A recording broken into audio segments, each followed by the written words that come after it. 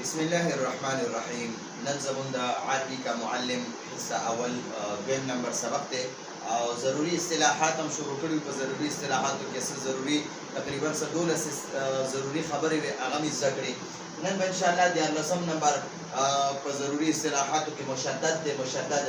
مشدد یعنی چې په کم حرف تشدید یعنی شد وي. دا الټه تین چې دی ته موږ شد وایو.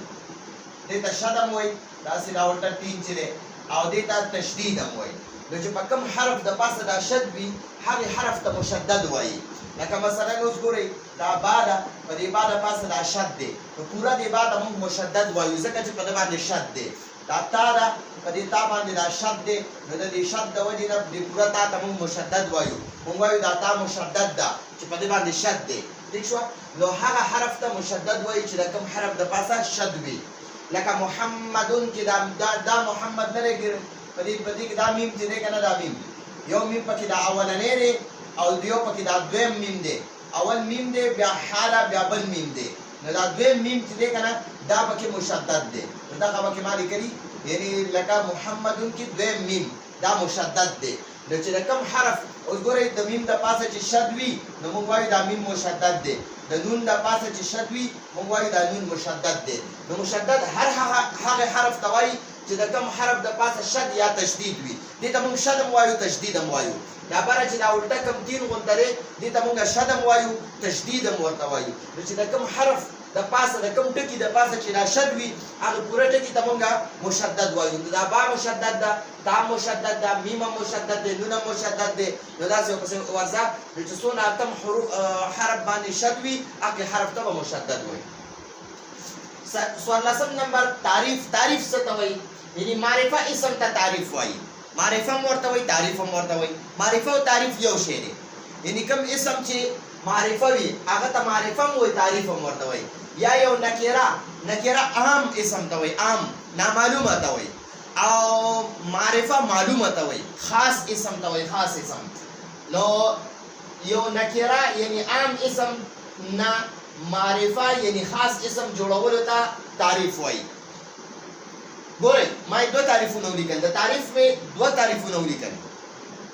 یو خو ګوره د یو څیز چې موږ تعریف کوو یاره یو څیز موږ زده کوو اوس د یو کتاب موږ اول تعریف کوو چې یاره دا کتاب کې یو سبق وي د هغه یا د یو څیز موږ یو اسم دی د هغه اسم تعریف کوو یا د یو فعل تعریف کوو یا د یو حرف تعریف کوو. نو یو هغه تعریف ته وایي چې د هغې هغه کوم یعنې د هغې کوم مقصد وي هغه بیانو. او دویم چې دی تعریف معرفې ته هم وایي. نو تعریف معرفه اسم ته هم وایي. یا خو دا تعریف وکړه چې یاره د تعریف څه ته وایي؟ معرفه اسم ته وایي. یا یو خبره دا شوه. دویمه خبره یا یو نکره یعنی عام اسم نه معرفه یعنی خاص اسم جوړولو ته تعریف وایي. د نکره اسم نه چې معرفه اسم جوړی که نه نو دغې ته هم تعریف وایي. یا معرفه اسم ته تعریف وایي یا د نکره اسم نه چې معرفه جوړی نو دغې ته تعریف وایي. لکه رجلون دا نکره اسم دی. دا رجلون نکره اسم دی. دا پورا نکره اسم دی. د ده نه مونږ معرفه اسم جوړ کړو. دا الف لام هم په شروع کې داخل کړو. نو الرجلو د رجلون نه مونږ څه کړو؟ الرجلو. نو دا رجلون چې دی دا نکره دی نکره. او دا الرجلو دې ته معرفه هم وایي او دې ته تعریف هم وایي. یعنی دا اسم تعریف دی یا دا اسم معرفه دی. دواړه نومونه ورته ویلی شي. اوس 15 نمبر تنکیر څه ته وایي؟ هر نکره اسم ته نکره هم وایي تنکیر هم ورته وایي. نکره ته تنکیر هم وایي نکره هم ورته وایي. دا آسان تعریف شو. نکره اسم ته تنکیر هم وایي. نکره هم نوم دی تنکیر هم نوم دی. نکره او تنکیر دواړه یو شی دی. یا یو اسم نکره کولو ته تنکیر وایي. یو معرفه اسم دی هغه چې کله نکره کې نو هغه ته تنکیر وایي. لکه الفرسو دا معرفه دی. دا الفرسو معرفه دی ځکه د په شروع کې الف لام دی. نو دا الف لام چې د کوم اسم په شروع کې وي هغه به معرفه وي. نو د دې نه چې کله مونږ نکره جوړو نو د الف لام ته ختم که اخري حرف باندې تنوین واچوه بس دا نکره شو. دا اوس وګورئ د دې الفرسو نه فرسون شو. فرسون هغه الف لام ته مونږ ختم کړو. نو دې فرسون ته نکره هم وایي او تنکیر ورته هم وایي. ٹھیک شوه؟ د دې دواړه نومونه دي. تنکیر ورته هم وایي. تنکیر نکره او تنکیر دواړه دا نکره ته نکره وایي تنکیر هم ورته وایي.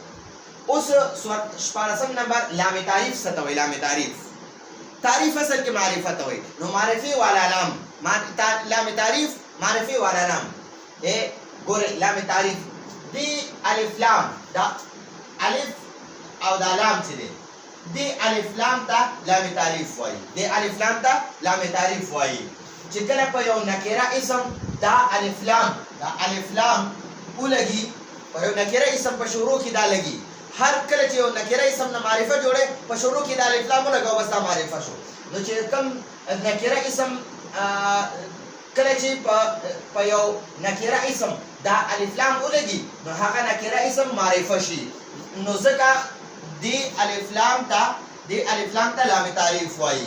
لکه مثلا ګورئ موږ سره کتاب دی کتابون دا کتابون دی کتابون د دې نه معرفه جوړوم نو د په شروع کې الکتابون ولګوا الکتاب نو دا الف لام بیا د دې نکره اسم نه دا تنوین ختمي. ٹھیک شو جی دا قشان ګورئ طالب دی طالبون ٹھیک شو.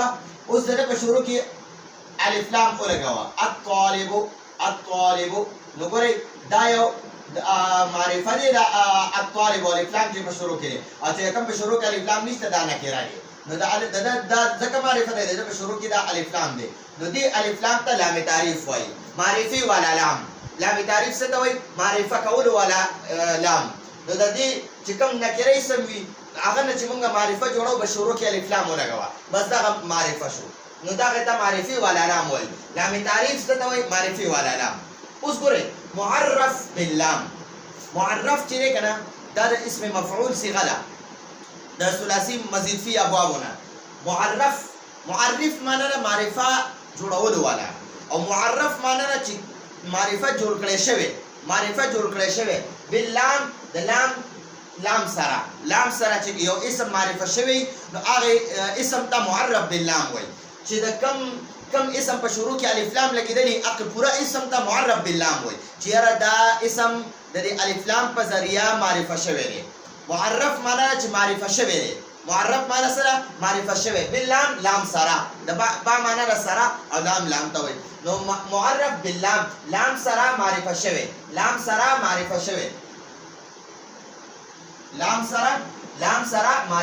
معرف باللام لام سره معرفه شوی. یو نکره اسم په شروع کې لام ولګوا نو د لام د وجه نه دا نکره اسم معرفه شو. نو موږ دا قسم ته معرف باللام وایو. هر هغه اسم چې لام تعریف په شروع کې وي هر هغه اسم چې په شروع کې لام تعریف وي داسې اسم ته معرف باللام وایي. داسې اسم ته څه وایي؟ معرف باللام. اوس الکتاب د په شروع کې دا الف لام دی نو دی پورا الکتاب ته د پورا اسم ته معرف باللام وایي چې دا پورا اسم دا کتاب چې دی دا د الف لام سره معرفه شوی دی دا د لام په ذریعه سره معرفه شوی دی.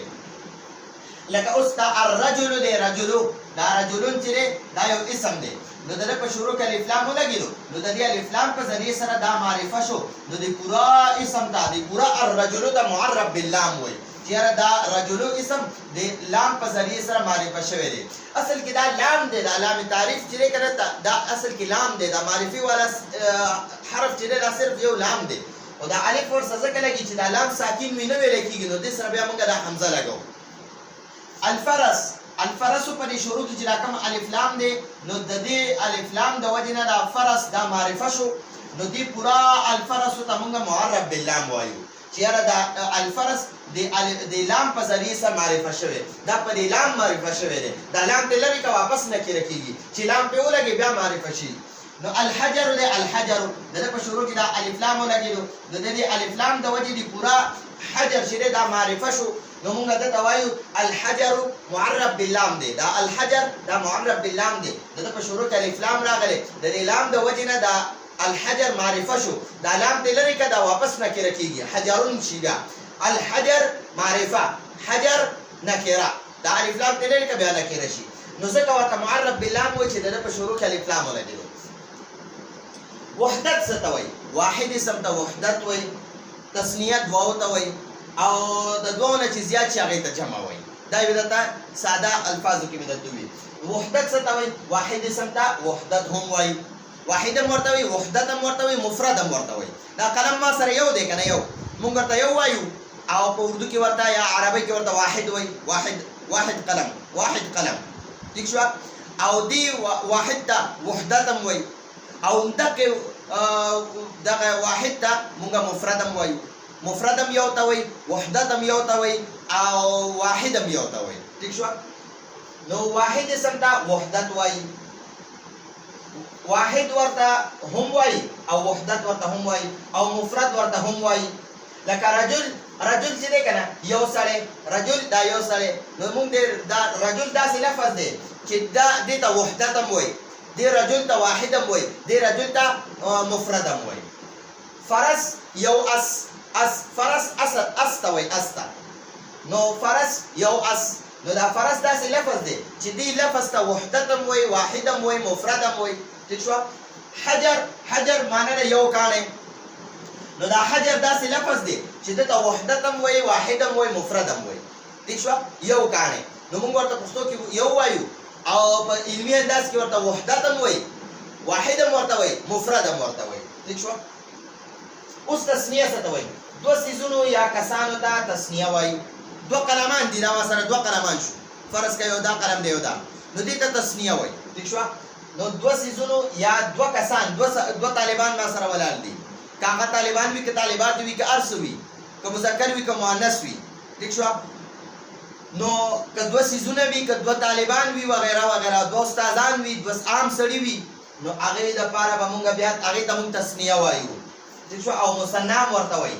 تسنیه دوه څیزونو یا کسانو ته تسنیه هم وایي، او مثنی ورته هم وایي. لکه رجلان داسې یو لفظ دی، دا رجلان داسې لفظ دی چې دا د دوو کسانو لپاره استعمالیږي.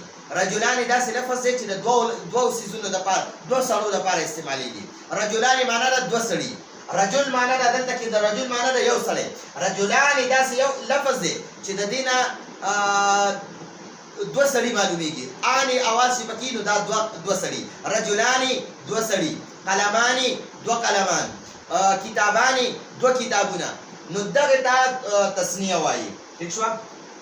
دوه سړي، کتابان دوه کتابونه، قلمان دوه قلمان، سبورتان دوه بوډونه، غرفتان دوه کمرې، مروحتان دوه پکې. دغه شانتي استادان دوه استادان، طالبان دوه طالبان. ٹھیک شو؟ نو دغه ته تسنیه وایي. جمع داسې لفظ ته جمع وایي، داسې لفظ ته جمع وایي چې د دوو نه زیات څیزونو دپاره استعمالیږي. لکه چې د دوو نه زیاتېږي که نه هغې ته جمع وایي. چې درې یا څلور یا پنځه، خو چې د دوو نه زیاتېږي په عربۍ کې هغې ته جمع وایي. مونږ زموږ په پښتو کې، اردو کې، عربۍ پښتو، اردو، انګریزي، پنجابۍ، هر ژبه کې یو ته واحد وایي، چې د یو نه زیاتېږي مونږ ورته جمع وایي. واحد عربي داسې یو ژبه ده چې هغې کې یو ته واحد وایي، دوو ته تسنیه یا مثنی وایي، او چې د دوو نه زیاتېږي هغې ته جمع وایي. نو جمع داسې لفظ ته جمع وایي چې د دوو نه زیات څیزونو دپاره یا د دوو نه زیات کسانو دپاره استعمالیږي. لکه رجال د دوو نه زیات سړي، ډېر سړي، درې یا ډېر سړو ته رجال وایي، ډېر سړي. کتب درې یا زیاتو کتابونو ته، دریو ته کتب وایي، او د دریو نه زیاتو ته کتب وایي. ٹھیک شو؟ اقلام داسې یو لفظ دی چې دې ته موږ جمع وایو، دا ډېر قلمانو دپاره، د دوو نه زیاتو قلمانو دپاره اقلام لفظ استعمالیږي. دغه شانتې اساتذه، دغه مسلمون وغیره وغیره، دغې ته جمع وایي. اوس وګورئ، یو جمع وي، یو اسم جمع وي. دا رجال وګورئ، رجال د ده واحد راځي رجل، تسنیه یې راځي رجلانې، او د ده جمع راځي رجال. نو دا دې ته جمع وایي. یو جمع وي، یو اسم جمع وي. نو جمع خو داسې وي چې د هغې واحد او تسنیه وي. جمع هغې ته وایي چې د هغې واحد او تسنیه وي. اسم جمع څه ته وایي؟ اسم جمع داسې لفظ ته وایي، اسم جمع داسې لفظ ته وایي چې هغه واحد وي، هغه لفظ واحد وي، خو د ډېرو کسانو لپاره استعمالیږي. اوس قوم نه دی، دا قوم واحد دی، خو قوم کې خو یو کس نه وي که نه، پوره 50-60-2000 کسان پکې وي، یو قوم وي، په هغې کې څومره په سوونو په زرګونو کسان وي، خو هغې ته یو قوم وایي. اوس چې دوه قومونه شي بیل دوه قومونه دي یو قوم دلته کې دی په دې کې 50 شپېته کسان دي 100 زر پکې واخله یو قوم هغلته کې دی نو دغه ته قومان وایي قومانی دوه قومونه یو قوم دار یو قوم هغه دی په دې قوم کې ځان له په سوونو زرګونو کسان دي په هغې قوم کې ځان له په سوونو زرګونو کسان دي نو دې ته یو قوم وایي او دغه چې ورسره کې نو دا قومانی شو او چې د دې نه درې کې یا زیات کې هغې ته اقوام وایي اقوام نو په اقوامو کې هر قوم کې ډېر کسان وي نو لفظ واحد دی خو په ډېرو کسانو باندې دلالت کوي ډېر کسان پکې جمع دي په دې واحد لفظ کې ډېر کسان جمع دي نو ځکه د واحد لفظ ته اسم جمع وایي اسم جمع ورته ځکه وایي چې لفظ واحد دی خو د ډېرو کسانو دپاره دا لفظ استعمالیږي اوس قوم د یو لفظ دپاره د یو سړي دپاره قوم نه استعمالیږي پوره د 100 زر 2000 کسان دپاره دا یو قوم لفظ استعمالیږي ٹھیک شو نو هغه پوره قوم وي او زمونږ د